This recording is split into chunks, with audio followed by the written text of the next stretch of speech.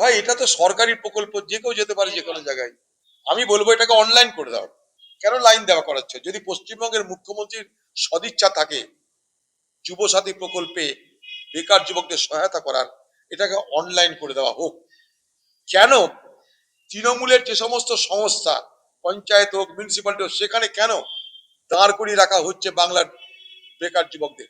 তাদেরও মান সম্মানে লাগছে, কিন্তু এত শিক্ষিত হয়ে অভাবের তাড়নায় লাইনে দাঁড়িয়ে থাকতে হচ্ছে, তাদেরও কিন্তু ইজ্জতে লাগছে। তাদেরকে যদি সত্যি সম্মানের সঙ্গে মর্যাদার সঙ্গে তুমি ভাতা দেবার সিদ্ধান্ত নিয়ে থাকো, তাহলে অনলাইন কেন হচ্ছে না?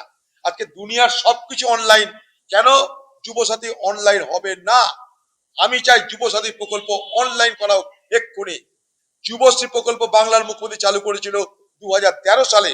সেই যুবশ্রী প্রকল্প থাকা সত্ত্বেও কেন যুবসাথী প্রকল্প আনতে হলো? দুটোর মধ্যে মৌলিক ফারাক কি?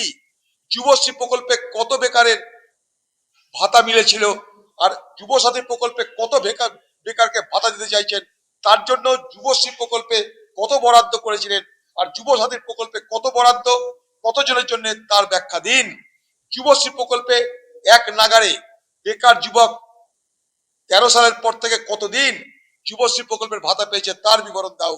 সর্বোপরি যুবসাথী প্রকল্পের আবেদন, আবার বলছি, বাংলার মুখ্যমন্ত্রী যদি বেকার যুবকদের সম্মান দিতে চান, তাদের বেরোজগারিকে স্বীকৃতি দিতে চান, তাদের বেকারত্বকে মর্যাদা দিতে চান, এবং আপনার অক্ষমতা নেই বলে, আপনার অক্ষমতা থাকার কারণে আজকে তাদেরকে ভাতা দিতে হচ্ছে, এটা জন্যে অন্তত আপনার তরফ থেকে উচিত এই খাড়া রোদের মধ্যে ঘন্টার পর ঘন্টা দাঁড় করিয়ে অনলাইন প্রক্রিয়ার মধ্য দিয়ে তাদেরকে আপনি এই বেকার ভাতা দেওয়ার ব্যবস্থা করুন।